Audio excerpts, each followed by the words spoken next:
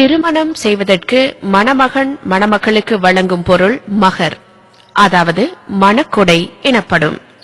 ஒரு பெண் திருமண வாழ்வின் மூலம் தனக்கு ஏற்படும் இழப்புகளை கருத்தில் கொண்டு எவ்வளவு வேண்டுமானாலும் மகர் கேட்பதற்கு உரிமை உள்ளது. அதை அவள் மட்டுமே உடைமையாக வைத்துக் கொள்வதற்கும் உரிமை உள்ளது. இல்லற வாழ்க்கையில் அதிகமான இழப்புக்கு ஆளாவது பெண்கள்தான். தங்களின் அழகையும் இளமையையும் இழந்த பின் அவர்கள் விவாகரத்து செய்யப்படக்கூடும். இந்த நிலையை எல்லாம் எண்ணி பார்த்து மகர் தொகையை தீர்மானிக்கும் உரிமையை பெண்களுக்கு இஸ்லாம் வழங்குகின்றது. மகர் தொகையை எவ்வளவு வேண்டுமானாலும் பெண்கள் கேட்கலாம். எவ்வளவுதான் கேட்க வேண்டும் என்று வரையறை செய்யும் உரிமை எவருக்கும் இல்லை. இஸ்லாம் பெண்களுக்கு வழங்கியுள்ள இந்த உரிமையை பெண்கள் பயன்படுத்த தவறிவிட்டதால் அவர்களின் நிலைமை மிகவும் மோசமாகிவிட்டது. இவர்கள் மகர் கேட்காததால் ஆண்கள் வரதட்சணை கேட்கும் கொடுமை அதிகமாகிவிட்டது.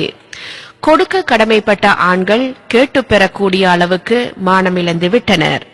வரதட்சணை வாங்காதீர்கள் என்பதை விட நீங்கள் கொடுங்கள் என்பது கடுமையான கட்டளையாகும். உண்மையான எந்த முஸ்லிமும் வரதட்சணை கேட்க துணிய மாட்டான். இதுதான் அறிவுபூர்வமானதும் நேர்மையானதுமாகும். பெண்கள் தாம் அதிகமான தியாகத்தை செய்கின்றனர், அதிகமான சிரமங்களையும் சுமக்கின்றனர். எனவே பெண்களுக்கு ஆண்கள் கொடுப்பதுதான் நீதியாகும். ஒரு ஆணுக்கும் பெண்ணுக்கும் திருமணம் நடந்த பின் ஆண் தனது வீட்டிலேயே இருக்கின்றான், தனது தாய் தந்தையர் மற்றும் உறவினருடன் இருக்கின்றான். ஆனால் அவனை விட வயதில் குறைந்த பெண் தனது பெற்றோரையும் சொந்தங்களையும் துறந்துவிட்டு கணவன் வீட்டுக்கு வந்து விடுகின்றாள். இந்த தியாகத்திற்கு பெண்களுக்குத்தான் ஆண்கள் வழங்க வேண்டும். திருமணத்திற்கு பின் மனைவிக்காக கணவன் எந்த சேவையும் செய்வதில்லை. அதிகபட்சமாக அவளது வாழ்க்கை செலவினங்களுக்கு பொறுப்பேற்றுக் கொள்கின்றான். ஆனால் பெண்கள் கணவனுக்காக சமைத்தல், உடைகளை துவைத்தல், வீட்டை பராமரித்தல், கணவனுக்கு மட்டுமன்றி கணவனின் உறவினர்களுக்கும் சேர்த்து பணிவிடை செய்தல் என்று ஏராளமான சுமைகளை தம் தலையில் சுமந்து கொள்கின்றனர். மாமியார் கொடுமைகளையும் சில பெண்கள் கூடுதலாக தாங்கிக் கொள்ள வேண்டியுள்ளது. இந்த காரணத்துக்காகவும் ஆண்கள் தாம் பெண்களுக்கு கொடுக்க வேண்டும். இல்லறத்தில் ஈடுபட்டு ஒரு பெண் கருவுற்றால் ஆணுக்கு இதனால் எந்த சிரமமும் சுமையும் இல்லை. பெண்தான் சிரமப்படுகின்றாள். அவள் எதையும் உண்ண முடியாத மசக்கை நிலையை அடைகின்றாள்.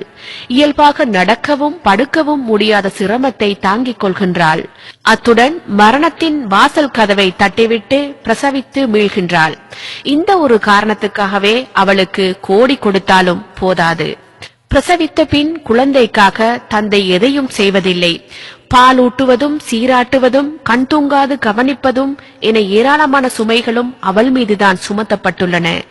இந்த காரணத்திற்காகவும் ஆண்கள் பெண்களுக்கு மகர் கொடுப்பதுதான் நேர்மையானது. அடுத்தடுத்து குழந்தைகள் பிறந்துவிட்டால் பெண் தனது எல்லா வசந்தங்களையும் துறந்துவிடும் நிலையை அடைகின்றாள். பெண்களுக்கு ஆண்கள் தான் கொடுக்க வேண்டும் என்பதை மனிதாபிமானம் உள்ள எந்த மனிதனும் மறுக்க முடியாது. வரதட்சணை கேட்கும் கொடிய வழக்கம் காரணமாக ஏராளமான தீய விளைவுகள் ஏற்படுகின்றன. வரதட்சணை கேட்போரும் அதை ஆதரிப்போரும் அத்தனை தீய விளைவுகளிலும் பங்காளிகளாகின்றனர். வரதட்சணை காரணமாக 15 வயதிலிருந்தே வாழ்க்கைக்கு இயங்கும் பெண்கள் 30 வயது வரை கூட மனவாழ்வு கிடைக்காத நிலையில் உள்ளனர். இதன் காரணமாக பெண்களில் சிலர் வீட்டை விட்டே வெளியேறி ஓடிவிடுகின்றனர், ஏமாற்றப்படுகின்றனர். விபச்சார விடுதியில் கூட அவர்களில் பலர் தள்ளப்படுகின்றனர். இந்த பாவங்கள் அனைத்திலும் வரதட்சணை வாங்கியவர்களுக்கும் ஒரு பங்கு நிச்சயமாக உள்ளது. மனவாழ்வு கிடைக்காது என்ற நிலையில் தம் உயிரை தாமே மாய்த்துக் கொள்ளும் பெண்களும் அதிகரித்து வருகின்றனர். பெண்ணை பெற்றவர்களும் கூண்டோடு தற்கொலை செய்கின்றனர். வரதட்சணை கேட்போர் இந்த பாவத்திலும் பங்காளிகளாகின்றனர். மனவாழ்வு கிடைக்காது என்பதால் ஒருத்தி ஓடிவிட்டால் அவளது குடும்பத்தில் எஞ்சியுள்ள பெண்களுக்கும் வாழ்வு கிடைக்காத நிலை ஏற்படும். இதிலும் வரதட்சணை கேட்பவர்களுக்கு பங்கு இருக்கிறது. வரதட்சணை வழக்கத்தையும் அதனால் ஏற்படும் கேடுகளையும் முன்கூட்டியே உணர்பவர்கள் பெண் குழந்தை பிறந்ததும் தாமே தமது குழந்தைகளை கொன்று விடுகின்றனர். வேறு சிலர் ஸ்கேன் மூலம் கருவில் உள்ள குழந்தை பெண் என்பதை அறிந்து கருவில் சமாதி கட்டுகின்றனர். இந்த மாபாதக செயலிலும் வரதட்சணை கேட்பவர்கள் இவர்கள் பங்காளிகளாகின்றனர். மானத்துடன் வாழ்ந்த ஒருவனை பெண்ணை பெற்ற காரணத்துக்காக ஊரூராக சென்று பிச்சை எடுக்க வைக்கின்றனர்.